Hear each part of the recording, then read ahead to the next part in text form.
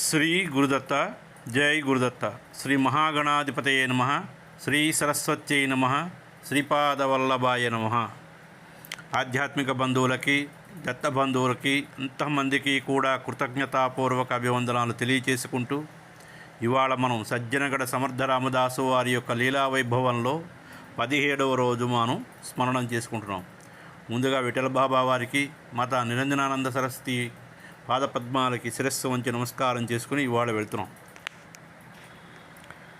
అంగాపురం లీల. ఒకరోజు సమర్థుల వారు అంటే ఎవరు, రామదాస్ స్వామి వారు అంగాపురం గ్రామ శివారులో ఉన్న దిగుడు బావిలో స్నానం చేస్తూ ఉండగా అతనికి బావిలోంచి నన్ను ఈ బావిలోంచి బయటకు తీయి అన్న మాట వినిపించింది. అది సాక్షాత్తు శ్రీరామచంద్రమూర్తి వారి స్వరంలా ఉన్నది అని సమర్థుల వారు వెంటనే బావి అడుగుదాకా వెళ్ళారట. అక్కడ సీతారామ లక్ష్మణ ఆంజనేయ స్వామి వారి విగ్రహాలు ఉన్నాయి. పక్కనే జగజ్జనని మహిషాసురమర్దిని విగ్రహం కూడా ఉంది. సమర్థ రామదాస్ స్వామి వారు సీతారామ విగ్రహాలని, అమ్మవారి విగ్రహాన్ని కూడా బయటకు తీశారు.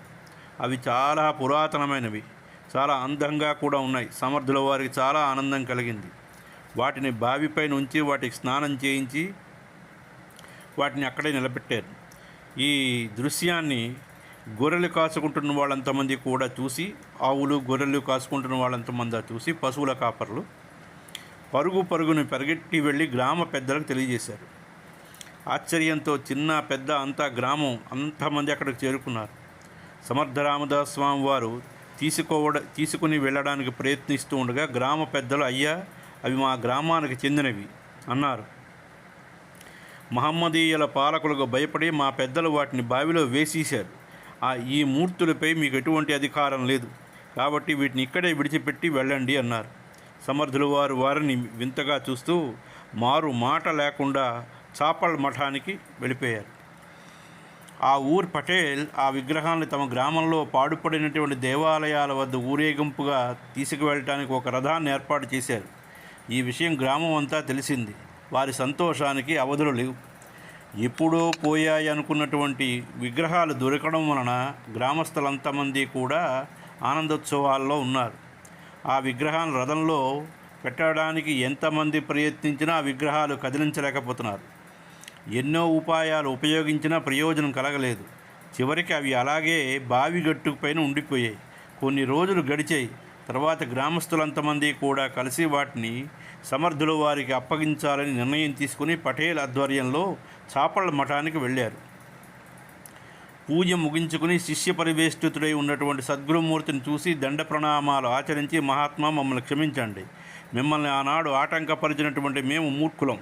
మా గ్రామంలో వెలుపల ఉన్నటువంటి బావిలో నుంచి బయటకు తీసినటువంటి విగ్రహాలు అలాగే మీరాక కోసమే అవి వేచి చూస్తున్నాయి. వాటిపైన పూర్తి అధికారం మీకే ఉంటుంది తప్ప మేము చేసినటువంటి తప్పిదాన్ని మన్నించి వాటిని మీ ఇష్టానికి ప్రతిష్ఠించుకోండి అని గ్రామస్తులు ముక్తకంఠంతో ప్రార్థించారు.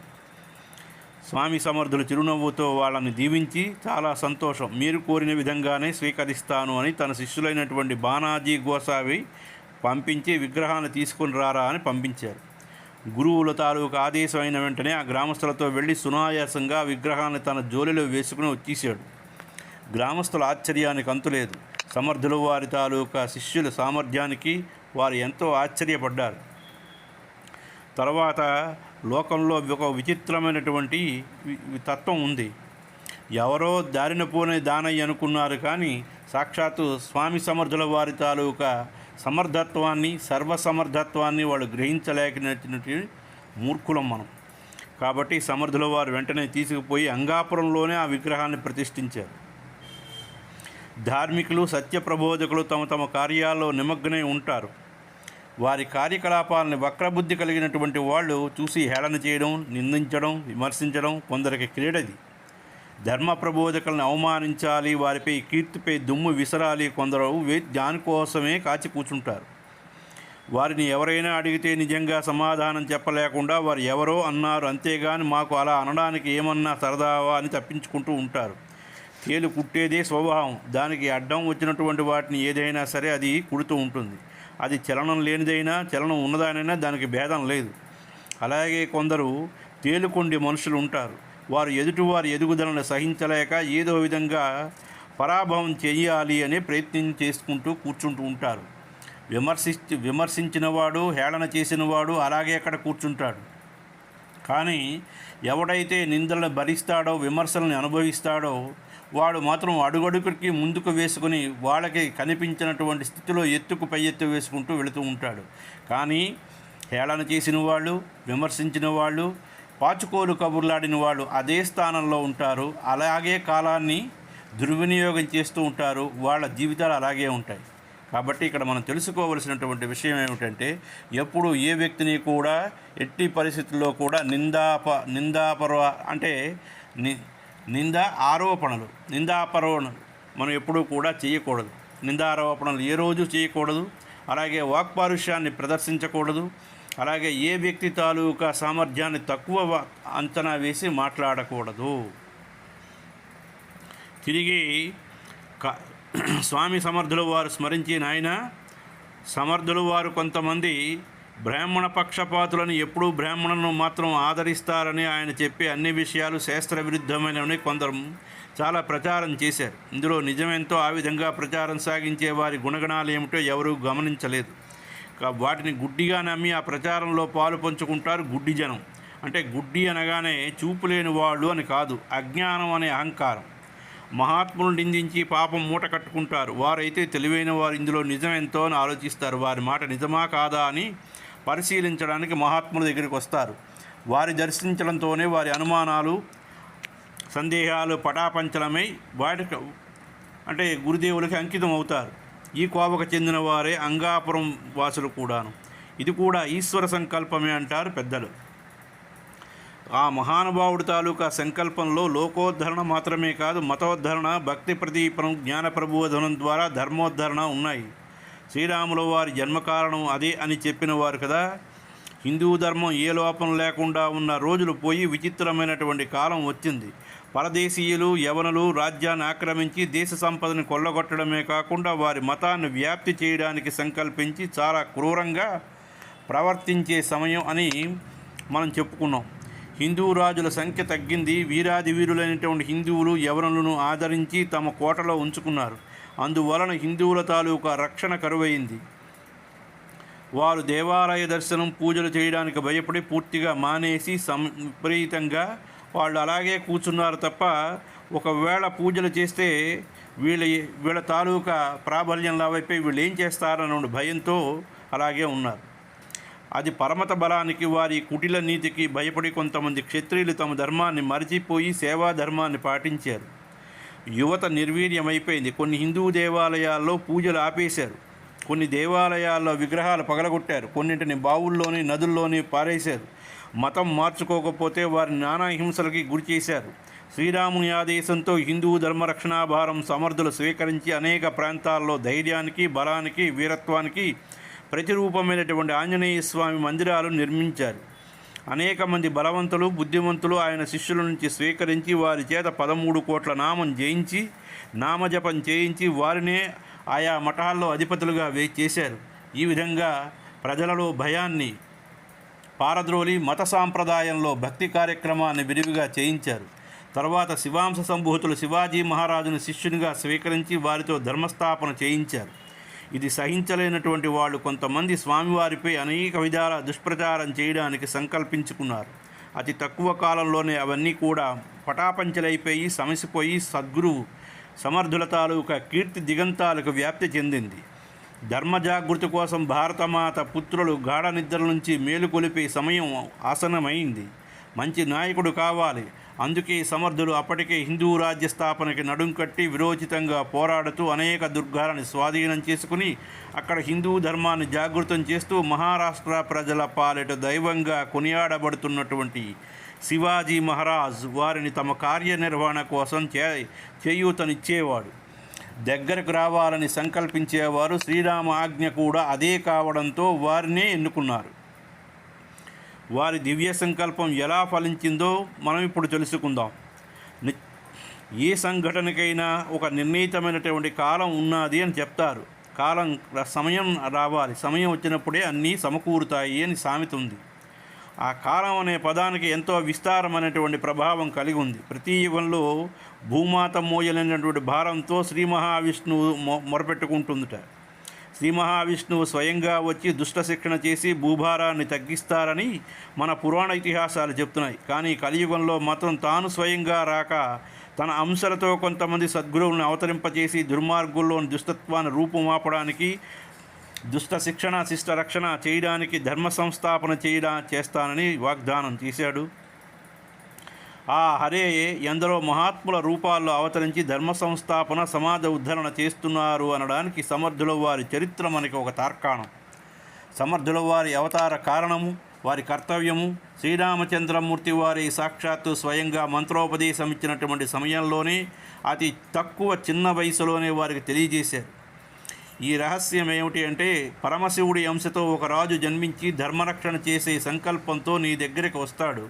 నీ సంకల్ప సిద్ధికి అతని ఆకాంక్ష తోడై నా అనుగ్రహంతో మీ ఇద్దరు దేశమందు సుస్థిరమైనటువంటి శాంతిని నెలకొల్పడానికి పరిస్థితులు అనుకూలిస్తాయి. మీ ఇద్దరి తాలూకా ఖ్యాతి దిగంతాలకి వ్యాప్తి చెందుతుంది అని తెలియజేశారు శ్రీరాముడు. స్వామి సమర్థులు తమ తపోబలం చేత కొన్ని కోట్ల ధర్మజాగరణ భక్తి ప్రబోధాలు చేస్తూ ప్రజలలో చైతన్యం కలిగించి స్వతంత్ర భావాలని ప్రభావితం చేస్తున్నారు. కానీ శ్రీరామచంద్రుడు సూచించిన వీరాది వీరుడు క్షత్రియ వంశజుడైన రాజకుమారుడు ఇంకను వారిని కలవలేదు. అతడే మహారాష్ట్ర దేశంలో అద్భుతాలు చేస్తూ ప్రజల మన్ననలు పొందుతూ తురుష్కుల హృదయాల్లో సింహస్వప్నంగా ఉన్నటువంటి వీర శివాజీ ఇప్పుడిప్పుడే నిత్య యవ్వనంలో అడుగుపెట్టి శత్రువుల గుండెల్లో నిద్రపోతున్నాడు. శివాజీ జననం కొన్ని విచిత్ర పరిస్థితుల్లో జరిగిందని మనకు చరిత్ర ద్వారా తెలుస్తున్నది. దేశమంతా అటు మొఘలాయులు, బహుమనీ సుల్తానులు, హిందూ రాజులు ఒకరినొకరు గోతులు తవ్వుకుంటూ శత్రుత్వంతో అవకాశం వచ్చినప్పుడు కబళింప చేసుకుంటున్నారు. సర్వకాలాలలోని యుద్ధ వాతావరణంతో ప్రజల అశాంతితో అలమటించే రోజులు అవి. శివాజీ తండ్రి షహాజీ అహ్మద్నగర్లో తన భార్య జిజియాబాయితో కాపురం ఉంటూ ఉండేవాడు. వారి వివాహం విచిత్ర పరిస్థితుల్లో జరిగింది. జిజియాబాయి తండ్రి అవకాశవాది. మొట్టమొదట షహాజీ తండ్రిని స్నేహితుడిగా గౌరవించాడు. అతనికి తన కొలువులో ఉద్యోగం ఇచ్చాడు. తనకు అండగా ఉండమన్నాడు. తనకన్నా ముందే స్నేహితుడికి కొడుకు షహాజీ కలిగినందుకు సంతోషించి ఆ బాలుని కూడా తన అల్లారు ముద్దుగా పెంచాడు. తర్వాత తనకి ఆడపిల్ల కలిగింది. ఆ పిల్లకి 5 ఏళ్ల వయసులో సభాముఖంగా తన బిడ్డను షహాజీకి ఇచ్చి వివాహం జరిపించి స్నేహబంధాన్ని వియ్యపు బంధాన్ని చేస్తానని ప్రకటించాడు. కానీ పిల్లకి 12 సంవత్సరాల వయసు వచ్చేసరికి మాట మార్చేశాడు. షహాజీ తండ్రికి పౌరుషం కట్టలు తెంచుకుంది. బలవంతంగా పిల్లని ఎత్తుకుపోయి కొడుక్కి వివాహం జరిపించాడు. అదే వారి ఇరువురి మధ్య వైరానికి కారణమైంది. షహాజీ శౌర్యం వలన నిజాం షాహీ పాలనలో ఉన్న అహ్మద్నగర్లో రాజుద్యోగం సంపాదించాడు. జిజియాబాయి తండ్రి ఏ రోజు ఎక్కువ ధనాశ చూపితే ఆ రాజుతో జత కలిపి అంతకు పూర్వం తాను పోషించిన వాటికి వ్యతిరేకంగా పనిచేసేవాడు షహాజీ తండ్రి కానీ తాత ముత్తాతలు కానీ స్వామి భక్తి పరాయణుడు. ఇక్కడ గమనించండి, ఇక్కడ మనం షహాజీ తండ్రి కానీ తాత ముత్తాతలు కానీ స్వామి భక్తి పరాయణుడు. అదే మార్గంలో షహాజీ కూడా చరించేవాడు. మామగారికి ధనగర్వం చేత అల్లుడిపై ద్వేషం విపరీతంగా రగులుతోంది. అందుచేత తనను అప్పటి వరకు పెంచి పోషించినటువంటి నిజాం షాహీ మరణంతో శత్రురాజులతో చేతులు కలిపి అల్లుడిని కష్టాల్లో వేయాలని ప్రయత్నం చేశాడు. నిస్సహాయ స్థితిలో షహాజీ భార్యతో సహా బీజాపూర్ సుల్తాన్ వద్ద ఆశ్రయం కోరగా అతడు అంగీకరించి నిజాయితీపరుడైనటువంటి వీరుడని ప్రసిద్ధి చెందినవాడుగా అతనికి సన్మానం లభించింది. మామగారి తాకిడికి తట్టుకోలేక భార్య జిజియాబాయితో బీజాపూర్కు ప్రయాణం కాగా మార్గమధ్యంలో జిజియాబాయి సొమ్మసిల్లి ప్రయాణం చేయలేకపోయింది. ఆమె అప్పటికి 7 మాసాల గర్భవతి, వీరవనిత కాబట్టి భర్తకు ధైర్యం చెప్పి కొద్ది పరివారంతో మార్గమధ్యంలోని అడవిదారిలోనే ఆవిడ ఉండి అతన్ని బీజాపూర్కి పంపించింది. ఆమె తండ్రి దండెత్తి వచ్చి షహాజీ దొరకనందున అహ్మద్నగర్ని స్వాధీనం చేసుకున్నాడు. కుమార్తెని అడవిలో చూసి పుట్టింటికి రమ్మని కోరుతూ అల్లుడి పిరికితనాన్ని విమర్శించాడు. జిజియాబాయికి తన తండ్రి స్వభావం తెలుసు కాబట్టి పౌరుషంతో అతని అభ్యర్థనని తోసిపుచ్చింది. తాను ఒంటరిగానైనా ఉండటానికి ఇష్టపడతాను కానీ పుట్టింటికి మాత్రం పోలేదు. సమీపమున్నటువంటి గ్రామం శివనేరు దుర్గంలో కాలం గడుపుతున్నది. కొద్ది రోజులకి ఆమె తండ్రి వంచకుల చేత హతం చేయబడ్డాడని తెలుసుకుంది. అయినను ఆమె ఏ విధమైనటువంటి విచారం పొందలేదు. తన పరిచారకులు ప్రేమతో ఇచ్చే ఆహారాన్ని స్వీకరిస్తూ తన భర్త పరిస్థితులు అనుకూలిస్తే తనను తీసుకువెళతాడని భావించి అలాగే గడుపుతున్నది. ఆ శివనేరు దుర్గంలో నిత్యము భవానీమాత ఆలయానికి వెళ్ళి మాతను దర్శించి, తల్లి, ఈ పరాయి మతస్థుల పాలన వలన ప్రజలందరూ సుఖశాంతులకు దూరమై బిక్కుమని జీవితాలు గడుపుతున్నారు. సజ్జనులైనటువంటి వాళ్ళని దుష్టులకు దూరం ఉండాలని వారిని నిర్జించలేని స్థితిలో భయపడుతూ నిత్యము సచ్చి బతుకుతున్నారు. ఓ మహాదుర్గాదేవి, ఈ దేశ ప్రజలలో ధైర్య సాహసాలు పరాయి మతస్థులకు వినియోగపడటం నీకు సమ్మతమా? ఓ దివ్యజనని, దైత్య సంహరణి భవాని, ఈ దేశ దౌర్భాగ్యాన్ని మట్టుపెట్టి అస్తవ్యస్తంగా ఉన్న సమాజానికి ఒక మార్గదర్శనాన్ని, ఒక తాటిపై నడిపించగలిగినటువంటి సమర్థుడైనటువంటి కుమారుణ్ణి ప్రసాదించు తల్లి అంటూ ఎల్లప్పుడూ ప్రార్థించేదిట.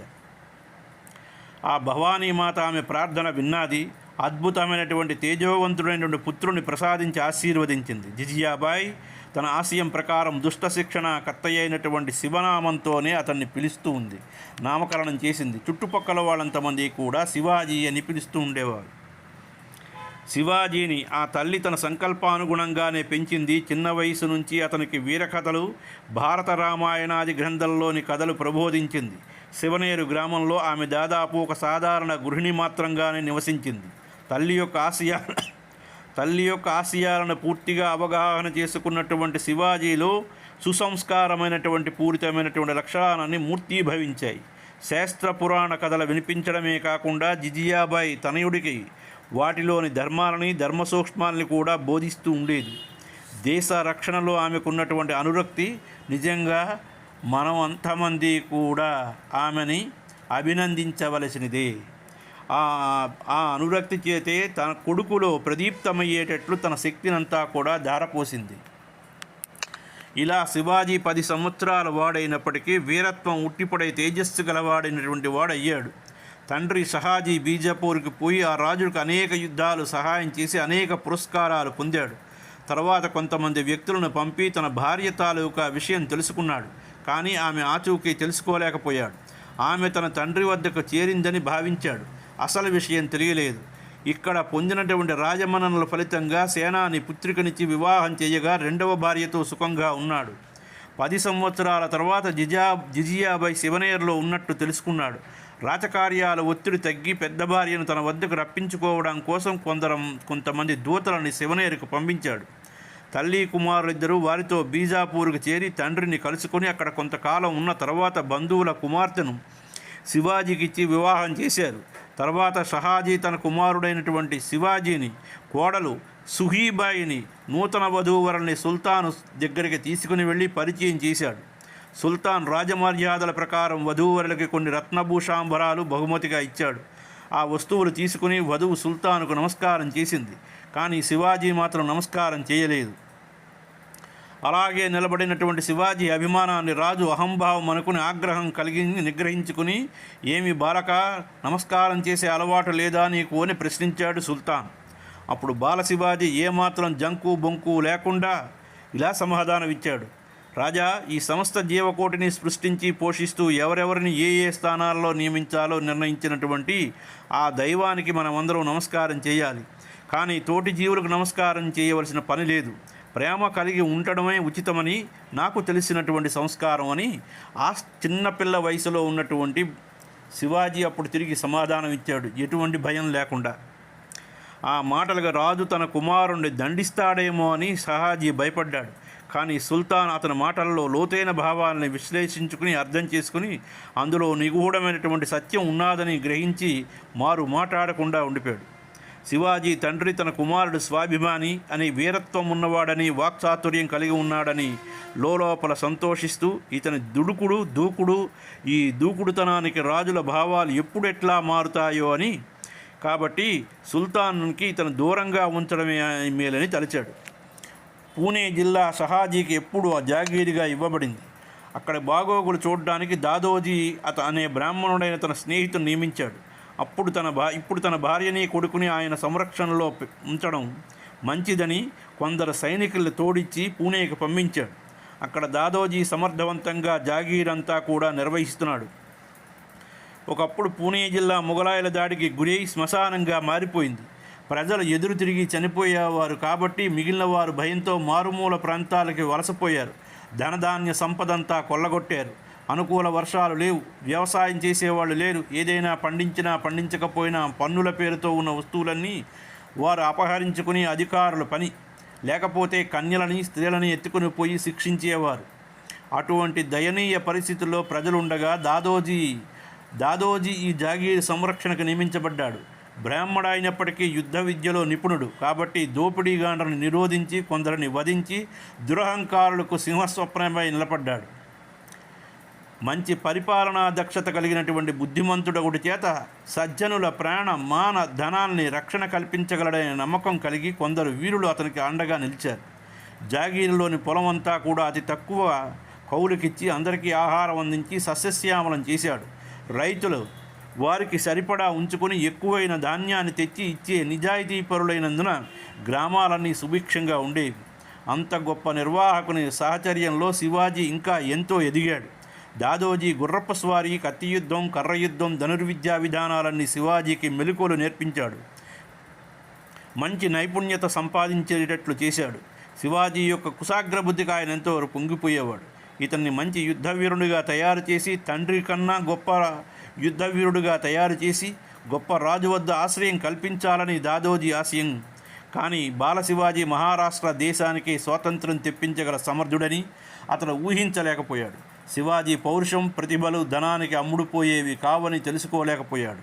స్వతంత్ర భావనలతో దూసుకుపోయే శివాజీని అదుపు చేయాలని ఖండిస్తూ ఉండేవాడు. కానీ శివాజీ జన్మకారణమే వేరిని తన శరీరం చాలించే వరకు గ్రహించలేకపోయాడు తండ్రి. అయ్యా, ఇక్కడికి ఇది సమాప్తం. స్వస్తిక్ ప్రజాభ్య పరిపాలయంతం న్యాయేన మార్గేణ మహిం మహిషా గోబ్రాహ్మణేభ్య సుమస్తు నిత్యం లోకా సమస్తా సుఖినో భవంతు.